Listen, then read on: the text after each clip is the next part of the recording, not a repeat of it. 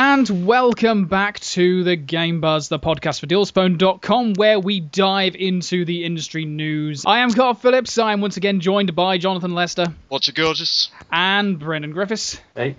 And in this post-E3 recap cast that we're doing, we're going to be going through all of the press conferences and basically just trying to decide who won E3, because that is a very simple question to answer. So let's go all the way back. We're not going to cover Oculus because we did that in the last cast, but instead we're going to start at where E3 probably began, which was Bethesda. And I think that's pretty much the highlight of the entire thing for many of us. But let's run down what exactly happened. John, what do you say would be your big highlight from the Bethesda showcase? It was, well, just first of all, it was a stupendous show. Yes. Just absolutely stupendous. Like, this was their first ever E3, and they rocked it harder than, like, most of the old boys, and we'll get to them later. Yeah. But my biggest personal highlight was Doom. Because here's the thing.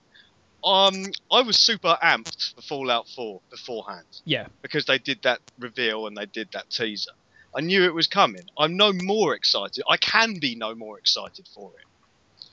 But Doom, I actually had quite a low expectations for, especially after they rebooted it.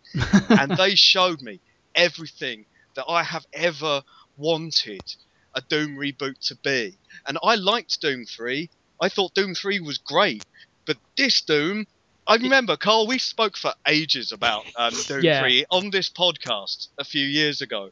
And I was talking about how I wanted it to be all about the action, how I wanted it to feel fast and dynamic, how I wanted it to focus on being on the aggressive, Absolutely, I remember being on the offensive all the time. Yeah, this is that game. And also, let me tell you, Doom Guy has been cultivating some serious mass over these last. Hasn't few he? years. Right? He's Look vicious. At that guy. He can punch demons' heads clean off. He's a massive liar. He's terrifying, and that's exactly what you want to be while playing Doom. The point is, you're a force of destruction that can take down these demons. Like they should almost be scared of you at times. I think they kind really of were. feel that. I mean, the animation where he was going at them with the chainsaw, I mean, they were clearly trying to stop him from doing it. And like, no! But he did it anyway. Yeah, and it's just, it just looks super slick and fast and empowering, but also really tough. Because that, the demonstrator was taking a lot of damage. So I can't wait for that. We'll probably get to our, favourite game of the show. Yeah, but we will you know guys remind me of something over the next few minutes, that's going to be it. We will get to that. Obviously, just to add to that, I actually thought that the snap map thing that they're going to be bringing out is going to be pretty good. I mean, in terms of it looks like it's going to work really well on consoles as well. And the fact that everyone's going to be able to join in and get on that action is fantastic. But I agree, Doom did look really, really good. However, Brendan, what would you say was your favourite part of the Bethesda showcase? Oh, it has to be Fallout 4. I mean, it's just everything I wanted, and then a hell of a lot more on top of it, really. It's just so good that they got the trailer out the way a few days before, and just got on with gameplay. I mean, and wow. That was the thing. They showed that gameplay, and then we thought, wow, this looks great. And then they kept on adding more and more stuff and just wouldn't stop. I mean, I think we were both at the time just going, oh my God. Stop it. You're going to kill me with awesomeness. And the customization stuff that they're throwing in there, both in terms of the weapons and the whole being able to create your own post-apocalyptic utopia, if that's even a proper term. Both of those things together just made it absolutely immense. And then, of course, they had that freaking Pip-Boy edition that they showed off, which, okay, let's be honest, is basically just the same as having a couple of rubber bands attached to your iPhone to your arm. But still, it looks amazing. And, of course, the whole second screen experience. And you know what, actually? I was really impressed with the way they handled the reveal of Fallout Shelter, the mobile app as well, which is, from what I've played of it, actually a lot of fun. So I think overall, I mean, okay, yes, they did have the sort of like reveals in the middle, such as Dishonored 2 and all that, but at the same time, it really was a case of showing off Doom at the beginning, like really hammering home, like, yes, this is what you want, and then just completely killing everyone with Fallout 4. And you're right, in terms of pacing, in terms of delivery, and the content they showed, they really did nail it on their first time out. It was such a success. Yeah, man, they just absolutely crushed it. I mean, apart from, I feel a little bit sorry for the what is it, the Battle Cry guys. Yeah. Because they came on and were like, "Hey guys, we're making a game. We're all like, sweet. We'll be playing Overwatch." I But was going to say, like, I mean, it looked nice. I It feel looked very kind of sorry fun, for them. but, Exactly. At least they got to announce theirs sort of first, I guess. Like at Yeah. E3, and I don't know. It looks like they probably shouldn't have bothered really. But hey, No. it might turn out all right. I'll be Absolutely. playing Overwatch and Battleborn, is it? Whatever it's called. Yeah, and then of course there was the Elder Scrolls trading card game, because we need more of those. Yeah, I think I do kind of need that though. Yeah, right. It is. I think that's the problem. It's annoying, but I think I do. And yeah, I gotta say, I mean, that was just such a great presser. Like they handled it just like they've been doing it for years. I would agree. They really did absolutely nail it, and it was a great way to kick off E3. But it did set the bar extremely high for everyone else. Which is why we're going to, like last year, I really liked the fact that we did this. We're going to give out numerical scores for the event. And I'm going to give them a 9. I would absolutely give them a 9. I think they just, like, we've just explained it. They absolutely nailed it. Brendan, what about you? Oh, yeah, 9. I mean, Fallout coming this year. Yeah. just wow. And with all that, I just loved it. Oh man, all that like town crafting. I was just watching it, and like the day after, I just realised that like my hand had strayed like dangerously close down to my crotch. And I was like, to get his wallet. Get my wallet and pre-order that Pip-Boy edition immediately. Yeah, right. That's probably the first collector's edition I will probably buy in a long time. Yeah. Also, it gave me a massive boner. So right. Okay. Arousal is very natural. Just putting that out there. Yeah. Also, don't put it out there. But yes, that was Bethesda. Of course, next up to bat at E3 was Microsoft. Now, we'd already been saying that they were going to go for the kill, but did they manage it? John, what were your particular highlights from Microsoft's showing this year? Well, Microsoft came to E3 2015 with what I would consider is to be their best press conference, I think, in years, actually. Yes. At anything. Like, first of all, there was no tweet choir, which is always a good sign. But mainly, like, they came and they just kept the focus on big games that are coming out soon, awesome features that are coming out this year, so a few really cool new reveals for next year, and, of course, that silly Minecraft bit. That was kind of fun, I guess, but also, like, completely mocked up. Yes. But the... Like, they just went all out on saying, look, we've got great games coming this year, coming really soon, right now. Hey, look, Halo 5 looks awesome. Check out this multiplayer. Check out this single player. Doesn't that look great? You'll be playing it in like a few months. Yeah. Forza Motorsport 6. Yeah, they shouldn't have lowered that car from the ceiling, but yeah. It sure looked nice. Looks nice, huh? Yeah. And Rise of the Tomb Raider... No, they didn't show enough of that, actually. No. The bit that they showed was actually pretty disappointing, and I thought, look, well, it was that whole QTE bit. I mean, what's the point? We know it'll have that. Show stuff that we don't know about it. Show Lara doing cool stuff, or, like, I don't know, shooting a velociraptor in the face. It is what we want. It is what we want. Yeah. It is. And we love dinosaurs. I mean, we're not some sort of dinosaur. We're not prejudiced. I mean, we want to see Lara do this stuff again. You know, she's done all the emotional build-up, but they just they were great. They just kept it really tight, really focused. Backwards compatibility. That was a big announcement. Huge. And let me tell you, I'm a preview member. I've tried it. It works. They literally, after the press conference ended, they just gave me a ton of games in my account that all work perfectly. I put the disc in, like Viva Pinata disc, and it goes, oh, sweet, do you want to play it? And I can, and I did. It's awesome. It's a huge feature, and here's the thing, it only benefits us gamers. I can't see actually who else this benefits. Yeah. It doesn't. It just benefits us. And that was awesome. And they announced some cool new stuff. But here's the thing, and I think you'll agree with me here. It didn't sizzle. Press conference didn't have that wow factor. Yeah. Because Microsoft said, and they already made this very clear, we are going to leave our big 2016 games in the skunk works for Gamescom. Yeah. Their games with sizzle, Scalebound, boom, Crackdown, oh, Quantum Break, what? None of those. They already said, we're going to play fair. We're not going to tantalise you with this. We're going to keep it like, we're going to reveal stuff like that new IP from the developers of Metroid Prime. Oh, Recall. And Mega Man, Recall. Yeah. We're going to show you something new from Rare. We're going to show you a 30-game Rare collection with 10,000 gamer score for 20 quid. They were brilliant, but I tell you, leaving those 3 games at home, I got to tell you, I think that was a mistake.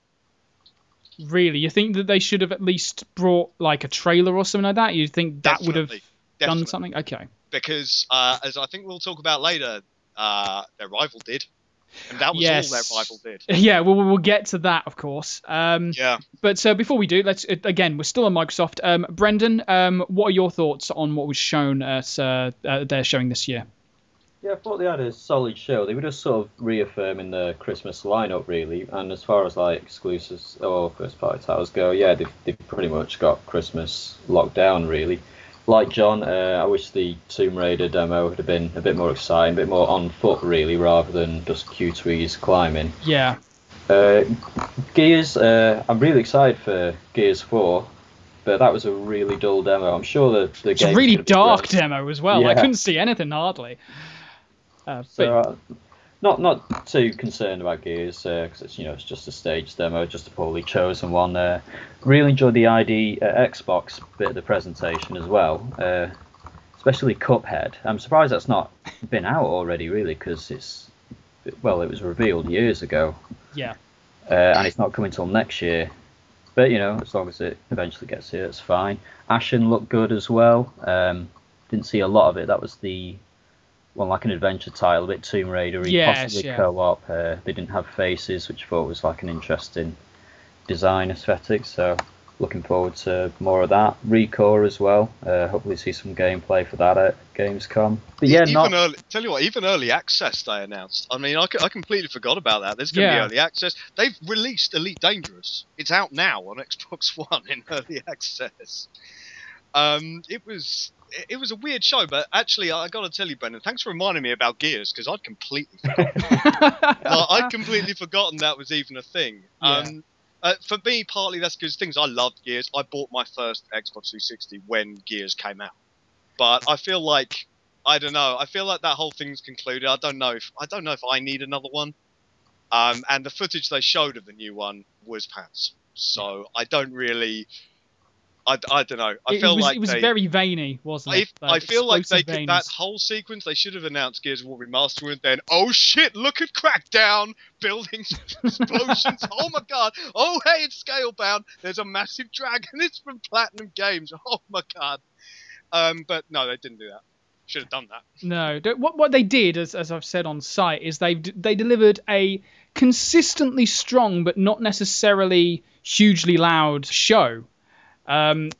Such as, I thought that the Halo stuff was fantastic, but I actually thought that they could have shown a bit more. Same with Tomb Raider, a bit more live action gameplay, perhaps even showing the multiplayer off properly. The trailer they showed was fantastic. The whole PvE aspect that they're going to be thrown in there looks really cool, but a bit more live gameplay would have been awesome, I think. But I think because they did such a good job and such a strong job, it did convince me that I've got to get an Xbox One this year.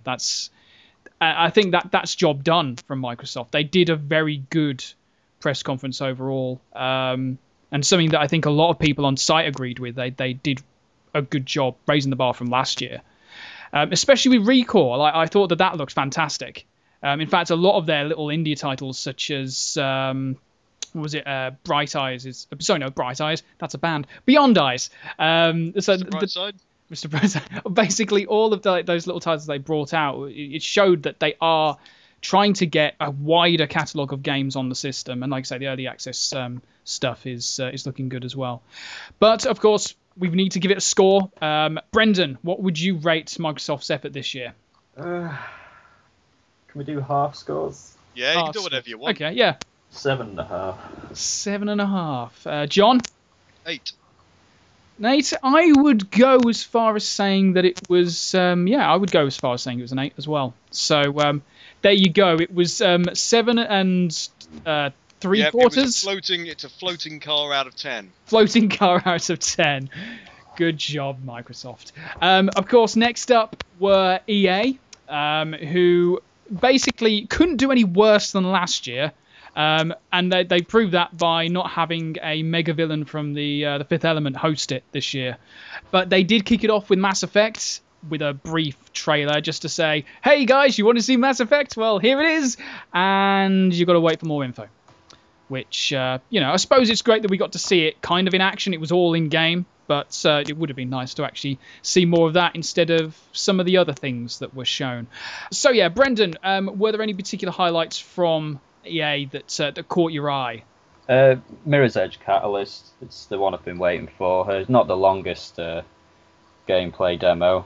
Yeah. But, it's just more of the same, but on next gen. But with an open world, which is finally made official. I think that's going to be a lot of fun, really, just exploring, because the levels were quite linear with the odd shortcut in the original one.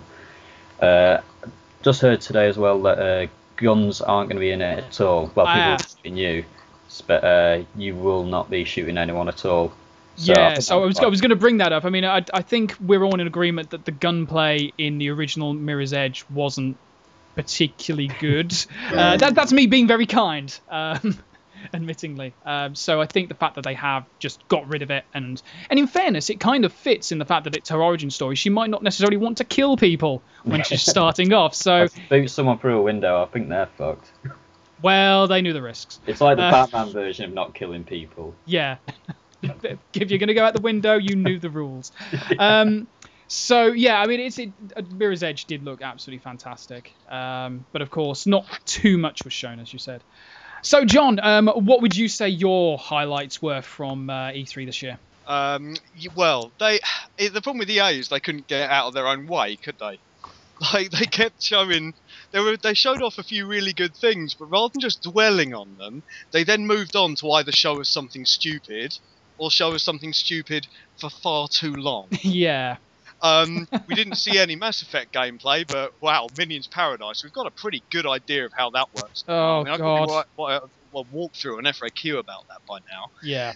I mean, what was that bit with Pele? My favourite bit was the audience with Pele. I completely forgot that we were supposed to be covering E3 2015. It was like sitting down, chatting to a footballing legend. It was kind of cute, seeing the guy interviewing, just seemingly fanboying out over being next to Pele, which I'm sure, you can't blame him because it's Pele, but still, it's E3. It was. That was the problem with EA. They just tried to. I still say that EA Sports should have its own show. Yeah. I will keep lobbying for that forever, basically. But there were some highlights, and mine would be Star Wars Battlefront, quite obviously, because they finally did get around to showing that off at the end, and they showed a lot of it, and it looks sensational. It really does. The gameplay looks great, the graphics look great, the walkers look great. They do, don't they? It's just it redeems a lot of the stuff that we actually had to sit through, and quite a lot of the crap that we had to endure in order to get there. Absolutely. Some of the sequences that we saw in that video were something straight out of the films. It looked absolutely fantastic. One highlight that we haven't mentioned so far, though, was something that I don't think any of us were really expecting from EA, and that was Unravel, the platformer about that sort of weird doll thing made out of yarn. It just was completely un-EA. And this guy coming on who was just so nervous and sort of excitable that it was just it's all right, mate. You can tell they're talking about a game. Calm down. And it looked very cute. It was almost kind of like a cross between Little Big Planet and Limbo in a way. But I'm very interested to see more of that game. Basically, And it just stood out because, like I say, it just was completely different to everything else that was on show. But yeah, you're right. It was just basically like, great thing, sport, great thing, minions, great thing, and just they just couldn't keep the pace going. And like you say, they just went on too long about the wrong things. Yeah. Oh, don't get me started on Plants vs Zombies. Oh, Garden Warfare 2. Yeah, we get it. You announced it, but my God, did they bang on about that for far too long? And for the record, EA, it looks crap. It looks freaking terrible. Plants vs Zombies has always been super charming, and we loved how cute and adorable. We love the disconnect out there between how cute they are and how ferocious they actually are, and now they're irritating. Something has gone badly wrong now, EA. yeah. But here's the thing. Like, you're right. Unravel actually, for me, showed a different side to EA because they used to have that partners program. They used to really support indies, and with Steam now being such a dog-eat-dog place for indie studios, and being such a difficult place to get exposure, it's nice. It's nice to see big distributors and publishers like EA properly getting into the field and supporting smaller games. That's really nice to see. I would have loved more of it actually. And no, Minions doesn't count. Minions doesn't count. Right, well, based on that, it's time to get some scores going. John, what would you rate EA this year? 4.5. Is that your final answer? 5 is my final answer. Five minions. 5 minions out of 10 minions. Brendan, what would you rate it as?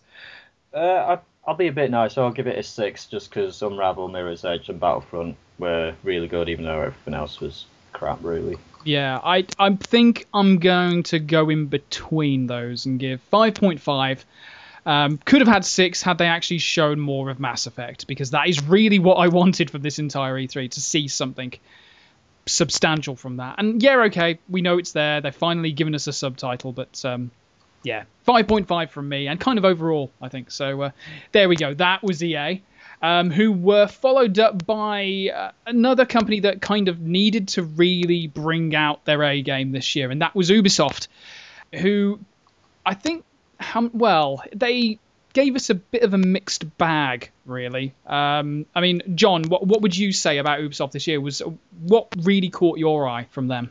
I love the fact that they led with South Park: The Fractured Butthole. Yeah. And you've got to be really careful with how you inflect that particular game title. But yeah, I mean, it's nice to see that Parker and Stone will do literally anything for money. And we're absolutely, and that's fine. Like, we're glad that they're massive hypocrites and are going to make another game after all. Fucking A, good on you guys. It was also great to see Aisha Tyler back and slightly taking the piss out of Ubisoft in the process as well. Yes. Here's the thing. I mean, like, the less said about Jason Derulo, the better.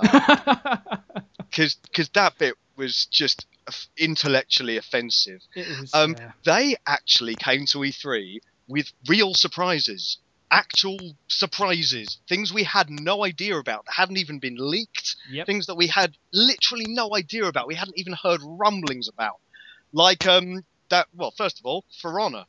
Yes. Okay, that could be super fun. Still not entirely sure what it is, but No. okay. A brand new Anno game. Fine, the Anno games are awesome. Here's hoping this one will ship with DRM that doesn't think that a new graphics card is a new PC. But hey, like, it's a new Anno game. That's cool. The Anno games are awesome. But yeah, new Trackmania is always fun. But then Ghost Recon Wildlands. That was unexpected. I was sitting there through that whole thing going, oh man, Just Cause 3 looks... the multiplayer for Just Cause 3 looks really... Hang on, that's Square Enix. What the heck is this? Yeah. Like literally about a minute into that presentation, I was like, wait a minute. That's Square Enix. So what the heck is this thing? Like, we got... It looks like Just Cause 3. I mean, there are people jumping out of planes, there's mad vehicles, but there's also stealth. There's cool gadgets. There's, like, really fun multiplayer. There's an obscene draw distance for sniping. Yeah. Let's see if that makes it into the final build. And then the Ghost Recon logo came up at the end, causing me to... now, the technical industry term is nearly shit myself. Because Ubisoft are one of the leakiest companies out there. Yeah. Historically, Ubisoft are... Like, they can't keep anything secret. Nothing. Ubisoft managed to keep an open-world, 4-player, ridiculous Ghost Recon game secret. And that's awesome. That's the sort of thing I love to see at E3. And that actually got me really hyped. I really can't wait to see more on that. Awesome. Brendan, what about you? What caught your eye specifically? Yeah, I quite like the look of Tom Clancy's Call of Juarez 2, or whatever it is. Yeah, Mercenaries World in Clancy. To be fair, we were guessing, like, as it was being shown, me and Brendan were just going, this is Call of Juarez, isn't it? No, wait. It's is it? I don't know. It looks like it. It could be anything. It could be another Far Cry, like spin-off. No? What is it? Oh, Ghost Recon. Okay, wasn't expecting that. But yeah, sorry, Brendan, you were saying, yeah, Wildlands caught your attention. Same reasons John just mentioned, why it looks good. So, but South Park as well, because we just didn't expect it before they were all done with everything they could do. Then like, yeah, we're just going to do it with superheroes. Like, all right, fair enough, yeah, I'm in. So that's me sold on that already. But apart from Trackmania Turbo, which looks like a lot of fun, I was just sort of disappointed with Ubisoft's show, really. I mean, I've not been that bothered about Assassin's Creed Syndicate because, you know, Unity was so bad, and it didn't seem like they give a crap about it, really. No gameplay demo, just that awkward sort of bit of banter with that. I was just about to get to that. Yeah, like, it's just, I don't know what Aisha Taylor was thinking, putting that guy on the spot. Like, it's just, yeah, create a meme for the entire internet to use right now. Of course, I just completely fall over myself as well. Like, it's just, oh dear. You also can't create memes. Like, the best memes, they'll just come out of something that you have no control over, Ubisoft. Such as the one that I saw afterwards, which was all this talk of rickets, and someone just put saying, "You want to get rickets, because that's how you get rickets." Like, now that is a good meme. But yeah, I just and it's a shame because Aisha Taylor did a really good job otherwise. But you're right, in terms of Assassin's Creed, I was really disappointed that they didn't show gameplay at the show. They did bring out that trailer almost straight afterwards, but I just felt that they could have shown some live gameplay. They could have shown the whole way it works, perhaps a look at the open world London, and perhaps maybe it's not quite ready yet.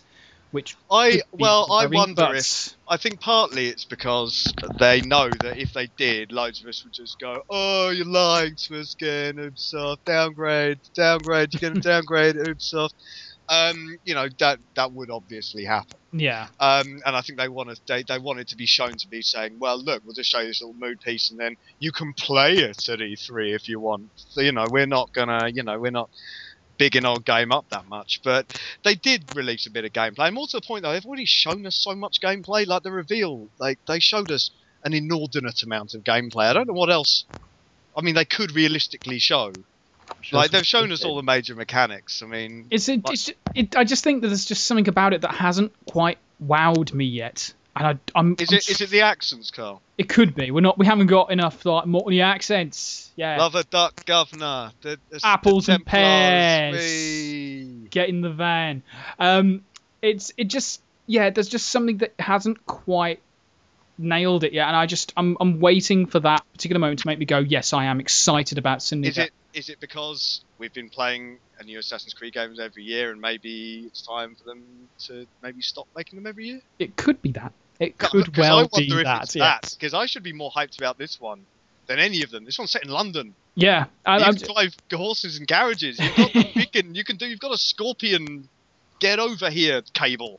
One thing before because we're going to have to move on to the other comments in a second. The one thing I do want to bring up is The Division. Now, they did show yet another kind of gameplay trailery thing, and I don't know about you guys, but I just wish that they'd actually shown proper live gameplay apart from a scripted sequence again.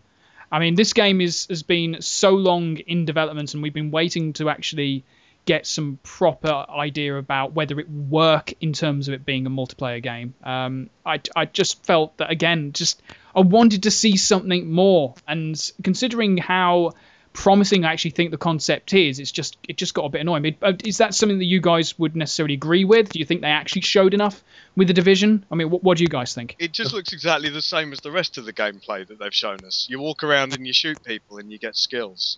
But all we know now is that, that it's going to be horrible to play online. It's going to be just awful. It's just going to be terrible.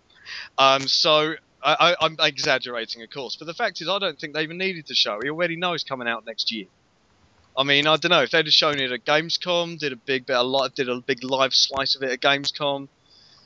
It's got cool music. That's But true, I don't yeah. know. I'm more excited about Ghost Recon. I mean, my excitement for the Division has been going steadily downhill since the announcement that I thought was cool. When we get closer to launch, yeah, I'll probably be a bit more excited about it. But I didn't care if they showed it one way or the other. You, Brendan? Yeah, it's just another grey shooter to me. I mean, the graphics might be technically impressive, but you know, it's New York again. It's, oh look, everything's sort of broken. Just great. Just not bothered. Everything's just rubbish. Just so, yeah. Blah. Right, okay. The Division coming 2016. Right, let us score Ubisoft. Brendan, out of 10? 4.5. 4.5. Okay. John? 6. 6. I am going to give them a 5 overall. So yeah, again, kind of middling from Ubisoft. 5 and a bit average. 5 and a bit average. Right, the next ones to show up were at 2 o'clock in the bloody morning and were Sony. And I think the term loud noises comes to mind because they really did kind of just overwhelm us with just the big announcements that came out of that one. Let's start off with Brendan because, of course, you and I stayed awake for this and just about anyway.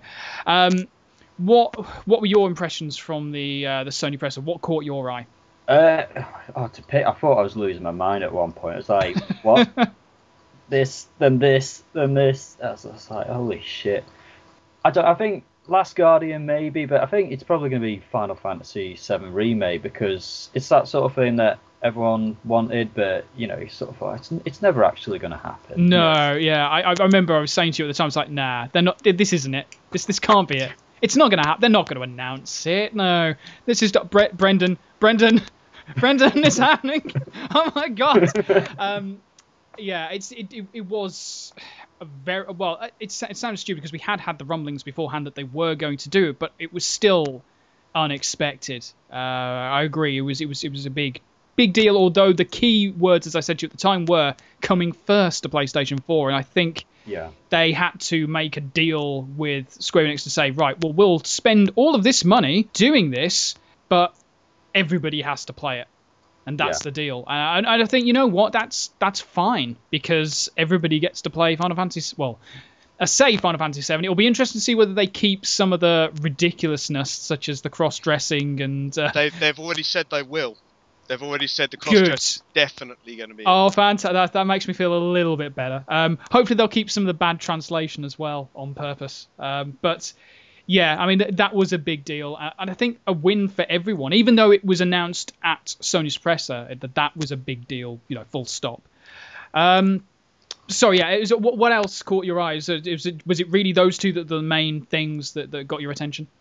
I think Horizon Zero Dawn from Guerrilla Games is looking pretty damn sweet. Because we've known they've been up to something, and we saw that image... it looked a bit like concept art, really, rather than an in-game shot with the robo-dinosaurs and tribesmen, and they showed so much of it as well. Rather than like a quick concept video, it's like, here's some gameplay, and just it looked beautiful, really. Really like the setting, lots of like environmental detail, and then you know a massive robo-dinosaur appears, and right? It's like me versus you, and let's do this, and you know, just with a bow and arrow, pretty much, just knocks some bits off it, picks up its own guns, and fires it back at it. That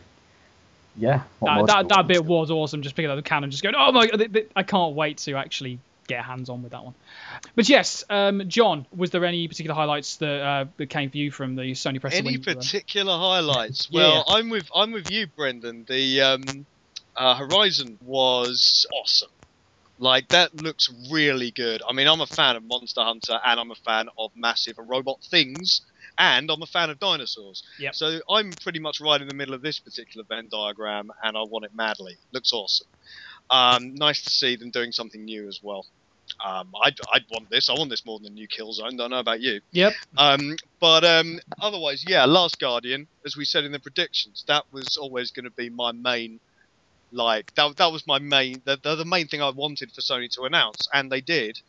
And yeah, fair play to them. It looks really cute and great.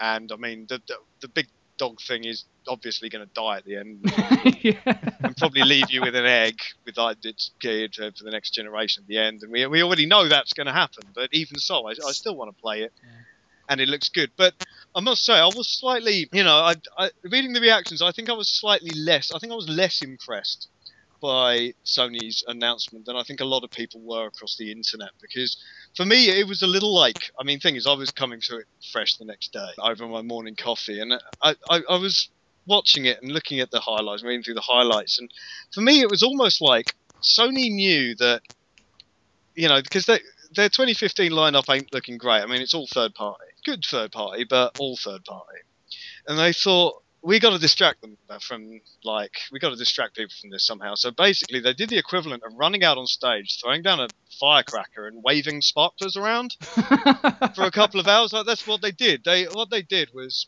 the complete opposite to what Microsoft did, because Microsoft said, we're not going to bring out our big games that you're not going to be able to play for ages. We're going to keep those in reserve. Sony were like, all we've got are these big games that are not coming out for ages. I mean, like Shenmue, development has barely even started. And also, can I just say, you don't get any credit for announcing a Kickstarter. Sorry, Sony, but I appreciate. I say there's quite a interesting situation, complex situation. And I've tried to cover it in an article on site. I was just about to say, getting give up that a on read. Stage, getting up on stage and saying, "Hey guys, this awesome game that you've wanted for ages is going to happen, except it's not unless you pay us $2 million right now." That's not an announcement. That's a ransom demand. So you don't get any credit for that, Sony.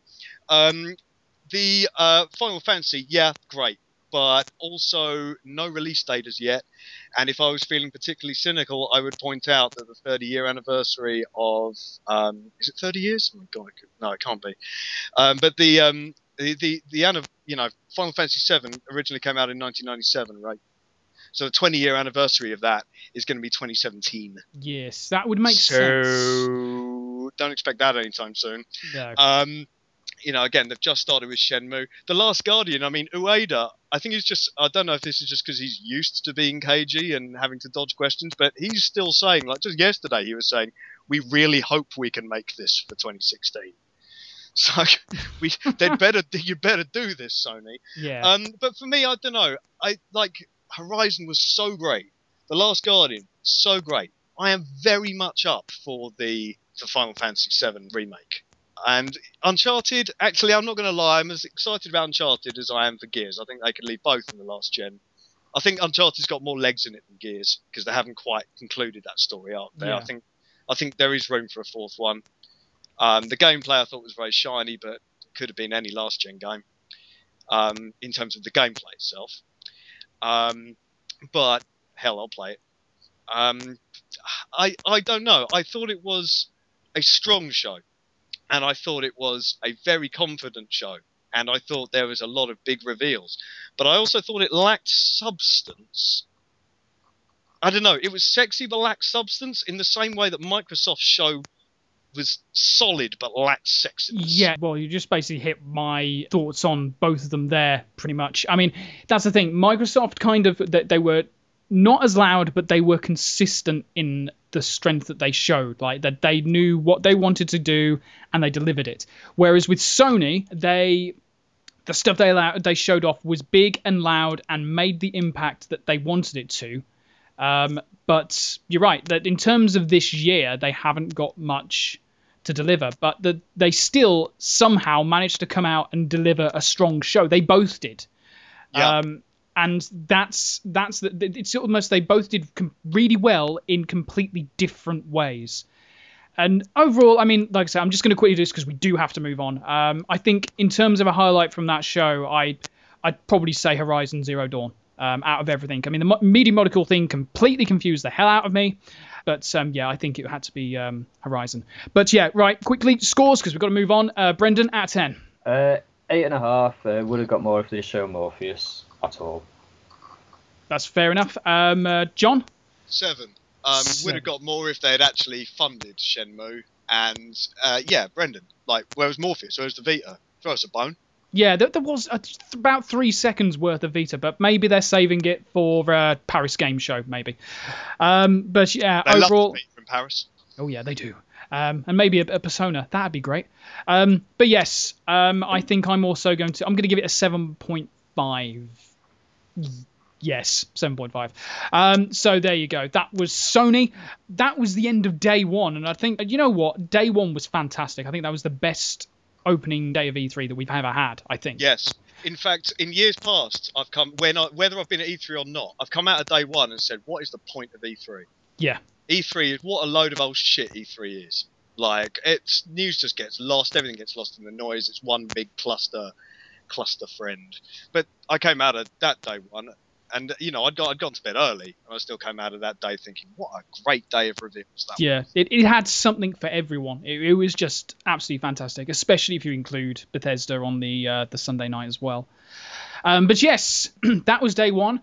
Day two kicked off with Nintendo and a bunch of Muppets. So yeah, let's just crack on with that. John, what was your highlight from that? I mean, what would you say? What was the highlight? Yeah. The only highlight. The highlight was Star Fox Zero, obviously, Yeah. because that was the whole point of the presentation. Basically, they obviously had one thing on the checklist, which was announce Star Fox, and then underneath vamp exclamation mark vamp exclamation mark was the only notes on his were the only notes they had, I guess. But Star Fox Zero, yeah, looks great. Transforming R Wings, yes. New control system, yes. Co-developed by Platinum Games, Yeah. Made by Miyamoto and Platinum Games, yes. That's what we want. I mean, it's not actually what I want. I would prefer Project Aces, but hey, you can't get everything you want. If I will settle for Platinum. I will settle for you. I can't believe those are words I never thought I would ever hear from you.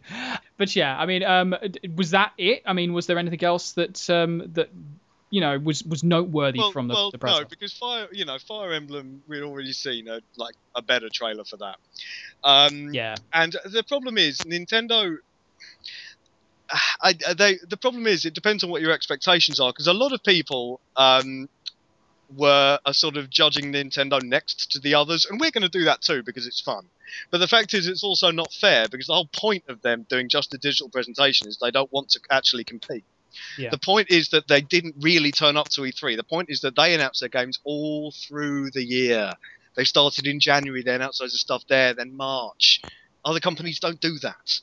Other companies save all their stuff for E3. And that's why when it came to the crunch here, they didn't have much to reveal, because they've already revealed it. And the point is that there is good stuff coming this year. Yoshi's Woolly World, the review is out next week. Spoiler alert, it's fucking great. Like, it's really good. Like, you people should be paying attention to this. Like, all of you moaners going, oh, Nintendo didn't show anything. Yes, they did. They showed you Yoshi's Woolly World. Have you pre-ordered it yet? Yeah. Seriously, it will kick your ass as well. It's not as anywhere near as cute as she makes out. Although it is adorable.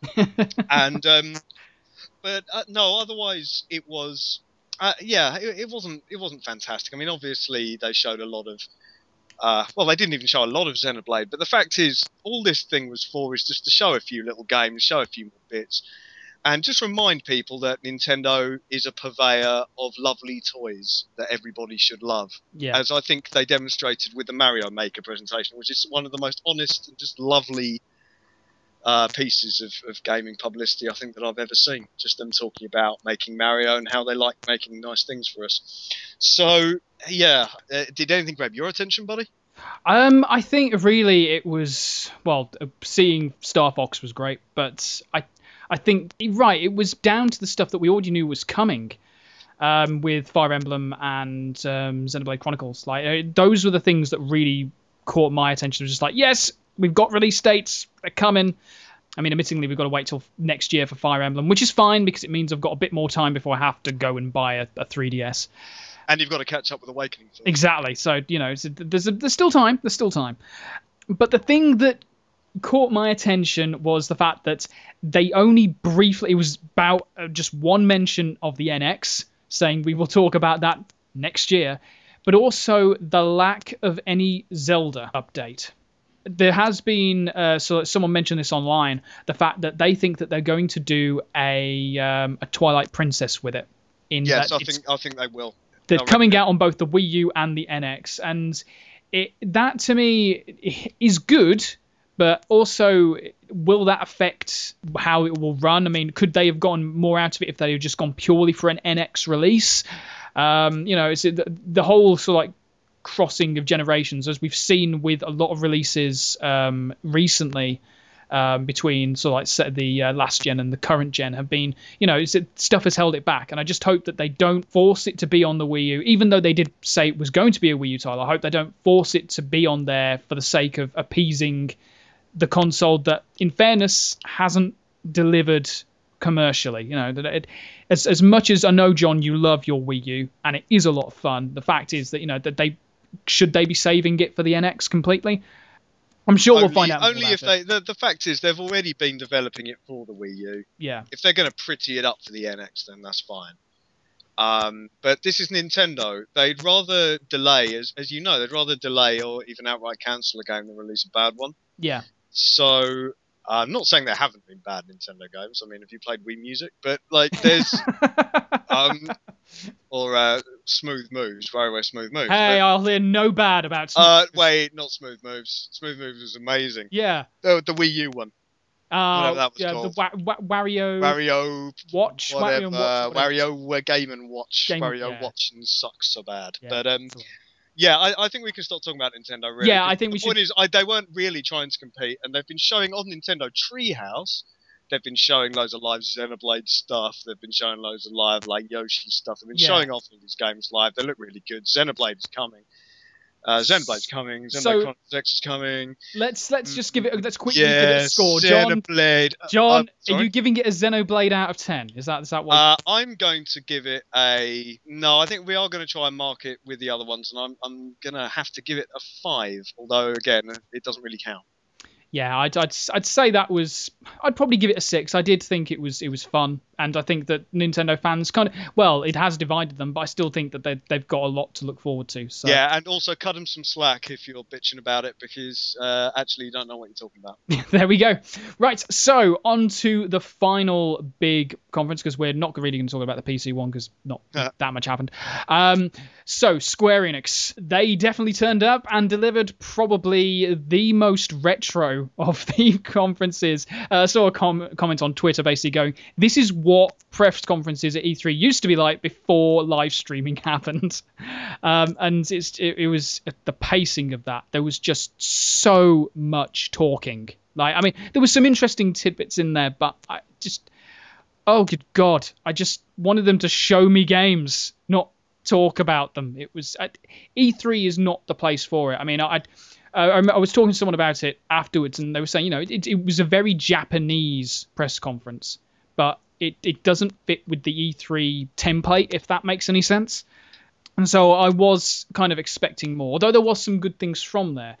But we'll get into the sort of nitty-gritty as we discuss it. John, what from Square Enix's conference caught your eye? Actually, I'm going to defer to Brendan on this one, because I was busy rounding up all the Nintendo stuff. That is a good point, and I Brendan. missed apparently an incredible introductory speech. Oh, no. Brendan, what did you think of Square Enix? They had a really strong opening with Just Cause 3, which we know is going to be that video insane amounts of fun. And it's just tethering together 3 helicopters and then just watching them sort of buzz together in the air, then just crash down. It's like, yes, more of that. I mean, who knows what the actual story is going to be or anything else. Dictator, he's bad, right? Yeah, let's blow up his shit. And I just like how they're just going with that, and just looks like a lot of fun. I mean, I think a point I made him around it was it looks so outrageous. It's like some of the mods I've seen on GTA 5 on PC. It's just so many explosions. Oh, we'll just fire cars at each other. Yeah. Consoles never get like mods, well, apart from like Fallout, which we'll talk about later. But it just looks like that sort of like a god mode almost. It's like, I can just do whatever I want. Yeah, I kind of half expect that we will have the ability to grapple hook, so like 3 helicopters to a whale. If they manage to do that, game of the year completely. I'm just saying. Right, yeah. So yeah, what else did you think was particularly good from Square Enix, or bad for that instance? Like, what caught your eye? More good stuff. Kingdom Hearts 3 definitely is good to see. Quite an extended piece of gameplay, Yeah. but they've said they're not going to release that until Final Fantasy 15's done. So honestly, I reckon we'll see Kingdom Hearts 3 again at E3 next year. So I think it's like that far off being ready. Yeah. Otherwise, some of the RPG stuff was interesting. The new Star Ocean. I don't know why they keep having these horrible subtitles as well. I mean, it's like, how do you expect to sell that, especially in the West? I don't know. It might have a really catchy Japanese title. Mate, it's the bit before the subtitle, I think, that's going to sell that one. Like, it's more about the Star Ocean 5. If it was just called what was it? Injustice and Faithlessness. So it's integrity and faithfulness. Faithfulness, or whatever it is. Like, if it was just called that, yeah, they might not be able to sell it. But it's Star Ocean 5. They could call it like anything. They could put anything. They could go in a dictionary and just put any collection of words behind that, and they'd still sell it, because it makes it sound. I don't know about you. I like my JRPGs to actually sound a bit silly. I like them to sound like they've been directly translated. I like them to have lots of X's and versuses, and I like them to make no sense. I like them to have like mad anime titles. Yeah. I just that makes hate them more writing fun. the That makes name them more down. fun for me. It's too much. So you wouldn't buy if it was, say, called, I don't know, Star Ocean, Cumberbund, and I don't know, some other ridiculous word. Damn it, I had one in my head and it's gone. Damn it. Cumberbund and Cucumber. Cumberbund and Cucumber. I'd buy that. So yeah, I mean, cosplay that. It would be the easiest costume ever. You just go down, you just whip one of them out, go down the supermarket, go down like Morrison's or whatever. I don't know why Morrison's. We don't actually have an affiliate deal with them. Wink. No, we don't actually. No. Go down the old veggie aisle. Jobs are good, and just tape them. Don't even need a sewing machine. What? No, but actually, sorry for like randomly butting in, but I did. Star Ocean was one of my highlights. I was so chuffed that they saved that, because the developer Trios did fold. They did go bankrupt. Yeah. Square saved the project, and they're localizing it too, which is awesome that they're doing that. I agree. I think actually one of the things that caught my eye was Tomb Raider Go. Like, I think Hitman Go was actually really, really good. It was the start of mobile games actually being, something that was substantial. So I quite liked the look of Tomb Raider Go. I think because there was actually a big push for mobile as well. That kind of makes sense, because Square Enix have really been pushing into the mobile domain as of late. But yeah, I think that one is looking pretty good. And of course, Deus Ex, actually seeing some live gameplay was exactly what I wanted to see. And it looks like Deus Ex. I can't really ask for more than that. I mean, it's looking really, really good.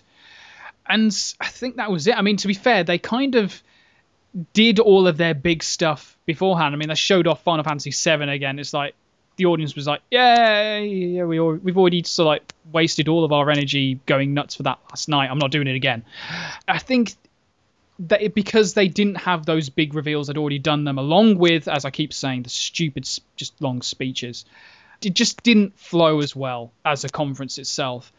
But I mean, there was some good stuff. I mean, seeing Hitman, the fact that they're saying it's going to be an actual sandbox again, that is very promising. But of course, we didn't actually see it in action per se. So yeah, it was a good conference to a point, but I really needed it to flow a lot better, and I hope they actually take some lessons from that and apply it to next year, because yeah. So yeah, I mean, I think that is pretty much it for Square Enix. Shall we give those some ratings?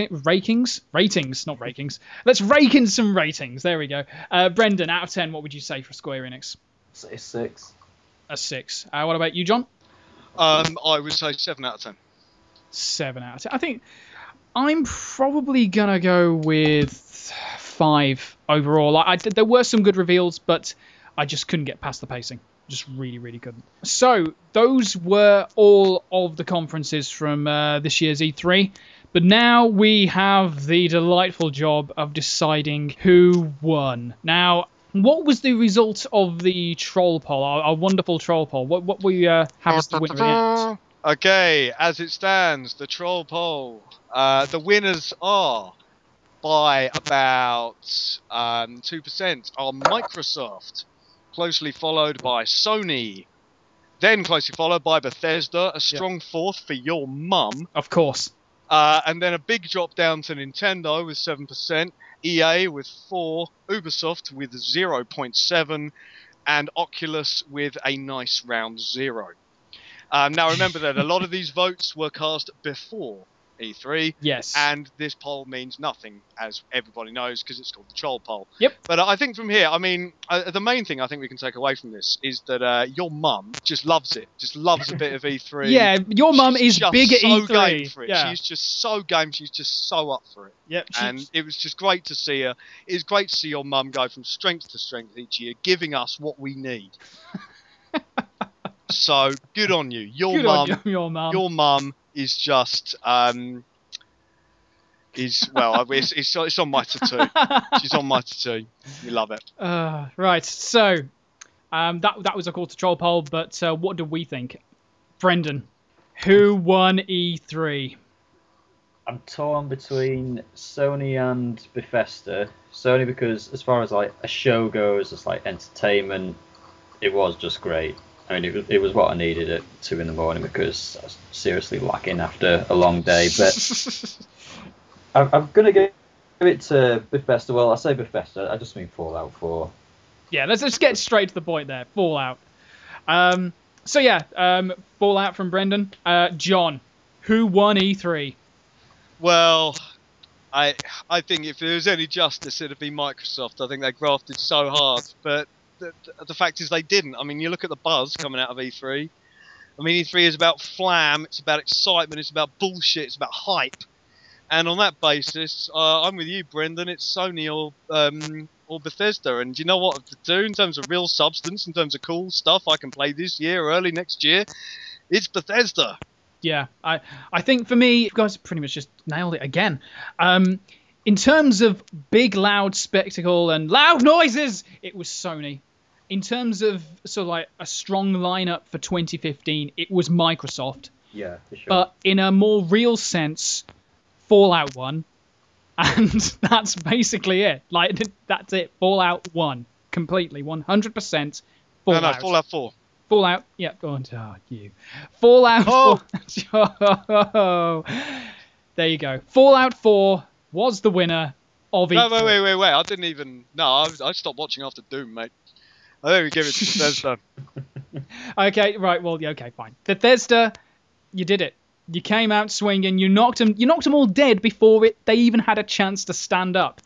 So there you go. Bethesda pretty much won E3, and that's the bottom line. Do not accept any other assessment of E3. That's it. Bethesda. And that's it for the Game Buzz for this E3 roundup. Thank you very much for listening, and be sure to stay tuned to dealspoon.com for more reactionary pieces, as there will be more stuff going up. But that's it for now. Thanks for listening, and we will see you next time. Bye-bye. Bye. Bye.